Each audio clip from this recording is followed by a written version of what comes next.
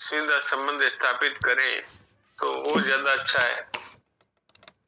किसी के थ्रू क्यों बात करें? अपने तो भगवान कहीं दूर तो नहीं है, वो तो यहाँ है, अभी है, अपने है, अपने में है। तो फिर उनके लिए किसी के सिफारिश की जरूरत भी नहीं है।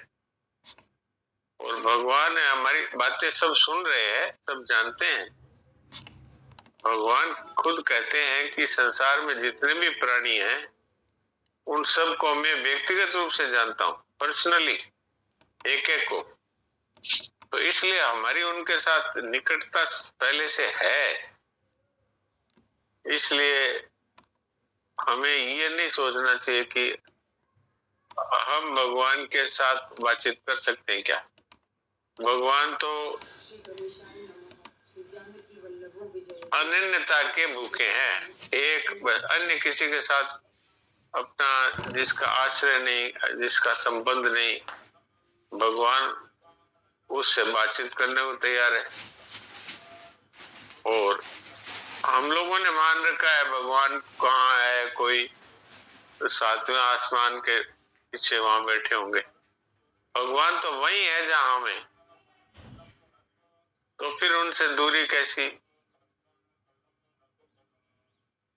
और मन में ये भाव नहीं लाना चाहिए कि हमारी ऐसी साधना नहीं है, हमारे इतना त्याग नहीं है, हमारे इतना तप नहीं है। भगवान ये सब देखते ही नहीं है। उनको तो बस इतना ही है कि इनका और कोई आश्रय नहीं है मेरे सिवाय, बस इतने पे रीझ जाते हैं। और तीव्र लगन हो तो पापी पुण्यात्मा वो नहीं देखते हैं, वो तो भाव देखते हैं अपना। और एक बार भगवान के प्रति हमारा भाव हो जाता है तब फिर पाप तो सारे समाप्त हो जाते हैं। पीछे ही पाप जितने थे वो भी समाप्त हो जाते हैं। तो अभी वर्तमान जीवन में तो पाप रहने का सवाल ही नहीं। सन्मुख होई जीव मोहि जब ही जन्म कोटि नासि तभी, उसी क्षण भगवान की तरफ चलने की रुचि मात्र से सारे पाप नष्ट हो जाते। इसलिए भगवान से तो कोई भी बात कर सकता है, वो दूर थोड़ी है, वो तो वही है, हमारी सारी बात सुन रहे हैं। कोई भी उनसे बात करे तो बात करते हैं।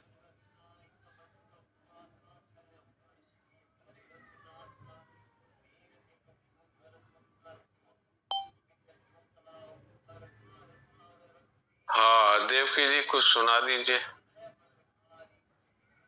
नारायण नारायण नारायण। अच्छा हरिओम जी क्या कह रहे हैं, एक बार उनसे पूछते हैं। हाँ बोलिए हरिओम जी। डॉक्टर साहब प्रणाम, सभी भाई बहनों को प्रणाम। प्रणाम प्रणाम प्रणाम। बच्ची ने जो बात सुना दी, आपने दर्शन कराया, यही बात पूज्य स्वामी जी महाराज की वाणी में एक बार प्रकट हुआ था। जब तुलसीदास जी रामचरितमानस लिख रहे थे और उनको ये प्रसंग आया कि हमारा घर तो यही है, चित्रकूट के पहले राजापुर गांव, और भगवान इधर से ही गुजरे होंगे त्रेता में। तो अगर मैं उस समय रहा होता तो हम भी भरपेट दर्शन किए होते भगवान का। यही सोचते हुए भाव जगत में डूब गए। अब इनका इतना डूबना था कि वो परम दयालु सर्वज्ञ सुहृद भगवान एकदम व्याकुल हो गए। अब कहाँ त्रेता में अवतार हुआ था, कहाँ कलयुग में ये बैठे हैं राजापुर के रास्ते में। मानस की बात तो आती है, एक दोहा आता है, सजल सजल नयन तन पुलकी निज, सजल नयन तन पुलक निज, इष्ट देव पहचानी, दंड जिमि धरनी तल, दंड जिमि धरती तल, दशा न जाई बखान, दशा न जाई बखान। ऐसा सोचते ही तुलसीदास जी जो भगवान का ध्यान करने लगे कि भगवान श्री राम जानकी और लक्ष्मण सहित सामने प्रकट हो गए और भगवान को देखते ही धरनी पर गिर पड़े तुलसीदास जी, और ऐसे गिर पड़े कि श्री हनुमान जी 6 चौपाई और 1 दोहा अपने हाथ से लिख डाले। प्रणाम। ये आया वो भगवान के सामने दंडवत की, ऐसा एक प्रश्न आता है। तेहि अवसर एक तापसु आवा, कुंज लघु बयस सुहावा। ये बैठे हैं भगवान के साथ। तो कहने का तात्पर्य है कि केवल हमारी उत्कट अभिलाषा, लगन, तितिक्षा, ये केवल अगर उभर जाए तो भगवान तो, जैसे डॉक्टर साहब ने एक दिन कहा था, हम तो उतना मारवाड़ी समझते नहीं, कि बोले भाई जी कहते थे कि भगवान तो मरे पड़े हैं, वो भगवान तो मिलने के लिए मिलन वास्ते मरे हैं, मिलने के लिए मरते हैं, तड़पते हैं। जी बहुत भाई जी कहते थे। उसका कारण यही है कि भगवान तो, प्रणाम, भगवान तो मनुष्य को बनाया ही इसलिए भगवान ने कि वो मुझसे प्रेम करेगा, इसी संकल्प से ही हमारा निर्माण किया है भगवान ने, इसलिए इसमें कुछ भी अतियुक्ति नहीं है। और बात करते हैं तो भगवान उसका उत्तर देते हैं, हमारी भावना के अनुसार भगवान अवश्य ही बात करते हैं। तो देवकी जी सुनाइए कुछ शरणान जी महाराज के अमृत वचन। नारायण नारायण नारायण। अभी जो बातें चल रही है उसके संदर्भ में जीवन विवेचन भाग 1 के 5वां जो प्रवचन है उसमें कुछ आया है। हाँ सुनाइए, बाद में सुनील दास जी से भी बात करेंगे, वो भी हाथ खड़े करे। सुनाइए जीवन में कोई, हाँ मेरे तो गिरधर गोपाल, दूसरों में कोई, दूसरा कोई मेरा है नहीं। वे जब पूजा करने बैठते हैं और उनके प्रभु का प्रेम उनके हृदय में भरता है, तो पूजा करते करते वे अपने को भूल जाते हैं, अपने को भूल जाते हैं, अपने को भूल जाते हैं तो क्रिया खत्म हो जाती है और वे भाव के स्वरूप में हो करके प्रेमा स्पर्श से जुड़ जाते हैं। देह धर्म वहीं छूट जाता है। मैंने अपनी दशा क्या देखी, देवकी माता कह रही है, अपनी दशा मैंने क्या दी, ये संतों की बातें हैं। मैंने अपनी दशा क्या देखी कि पूजा करते करते दूसरी कोई बात याद आ गई, कोई दूसरा काम याद आ गया, तो पूजा के आइटम को भूल जाती है। अंतर मालूम हुआ, एक भाव में इतना रस उमड़ा कि उसमें अहम डूब गया, मैंपन रहा नहीं, प्यारा रहा, प्यारे का प्यार रहा, प्रीतम रहा, प्रीतम की प्रीति रही, मैं खत्म हो गया। तो जिस मैं के भेद की दीवार के कारण उससे हमारी दूरी मालूम होती थी,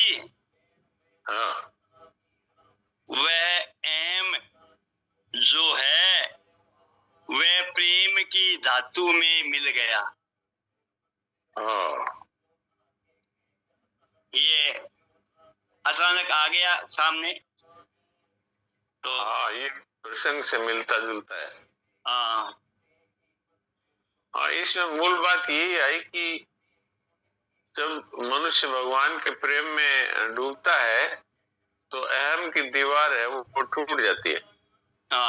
और दूसरे ढंग की बात यह है कि पहले से ही वो अगर अपने अहम को त्याग करके, ममता, कामना और अहम को त्याग करके भगवान की शरण हो जाता है तो फिर भगवान के साथ उसकी अभिन्नता हो जाती है।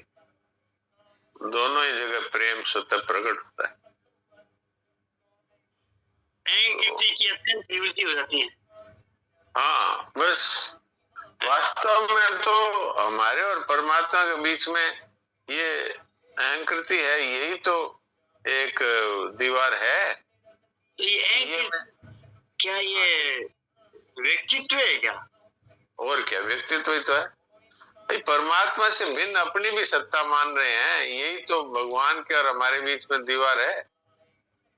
वास्तव में तो भगवान के सिवाय कोई है नहीं, भगवान स्वयं ही बने हैं, मनुष्य भी। हरिओम जी क्या बोल रहे हैं बताइए। प्रणाम डॉक्टर साहब। सत्संग से ये बात पता चली कि ये मैं नाम के किसी भी चीज को खोजने निकल जाइए तो कहीं पता ही नहीं मिलेगा इसका। न अपरा में है, न परा में है, न भगवान में है, तीनों में नहीं है। केवल जीव ने बनाया है मैं मेरा। इसकी से हुआ बस। बाकी तो तीनों को जोड़ दे तो एक भगवान हो गए। अलग अलग भी अगर तत्व में देखें तो वो उन्हीं का अंश है, और ये तो स्वयं अविभाज्य है। चेतन तो उनका स्वरूप ही है और वो उनकी अभिन्नता में है अपना। तो ये मैं कहाँ से प्रकट हो गया, यही हमारे द्वारा हुआ है, हम ही को छोड़ना है जी। हाँ, बस शरीर संसार को मैं मेरा मानने से ये प्रकट हो गया बस, और क्या।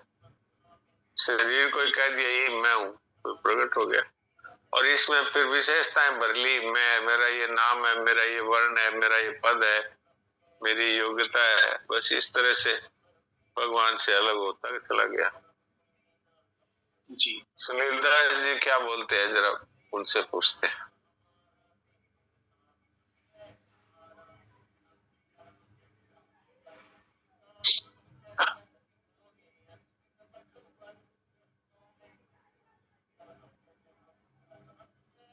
हाँ सुनील दास जी बताइए, क्या क्या बोल रहे हैं। महाराज जी राम राम।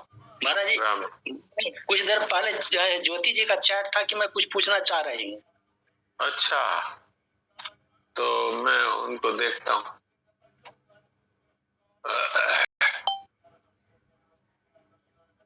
हाँ बोलिए ज्योति अग्रवाल, बोलिए। नारायण नारायण। नारायण नारायण। जैसे आपने अभी बताया कि भगवान के लिए हम सब एक है और भगवान के लिए हम, तो क्या भगवान की डिक्शनरी में कोई प्रिय या प्रियतम डिफरेंस नहीं होता क्या, कि ये प्रिय है या प्रियतम है? मेरा पूछने का प्रश्न ये है कि जैसे हम सब भक्त हैं पर एक होड़ होती है कि नहीं मुझे और अच्छा बनना है, उनके और क्लोज जाना है, तो मैं ऐसे क्या कर्म करूं, या मुझे ये भाव रखना ही नहीं चाहिए कि मुझे ज्यादा प्रिय बनना है, बस प्रिय बनना है? जब तक ये मुझे जाना है तब तक मैं बनी हुई है ना, इसको छोड़ देना है। अच्छा ठीक। तो भगवान हमें अपनी गोदी में उठा लेंगे। मैं पद के कारण से हम दूर हैं, मुझे जाना है, मुझे औरों से ज्यादा प्रिय होना है, वहाँ और कोई है ही नहीं, एक परमात्मा के सिवाय। खुद ये जो हम लोग मनुष्य है ना, ये भी भगवान ही स्वयं बने हुए हैं, खाली हमने व्यक्तित्व को पकड़ लिया इसलिए हम अलग हो गए, नहीं तो हम तो भगवान में ही रहते हैं और भगवान हम में रहते हैं। ठीक है ना।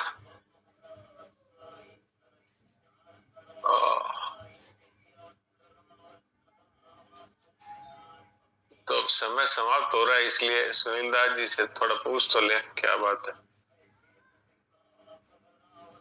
हाँ सुनील दास जी बोलिए। नहीं महाराज राम राम। नहीं मैं यही कह रहा था, ज्योति जी का चैट बहुत देर पहले आया था। अच्छा ज्योति जी की बात। ठीक है, मैं फिर ज्योति को अनम्यूट करता हूँ। हाँ बोलो ज्योति, हुआ तुम्हारा समाधान? नहीं, हो गया महाराज जी, हो गया। ठीक है। ठीक है, हम अभी तो आधा घंटे में फिर मिलते हैं वो उसमें गीता रस धारा में। ठीक है, राम राम। तो अब थोड़ी देर के लिए हम अचिंत्य हो जाएं, मुख सत्संग करें।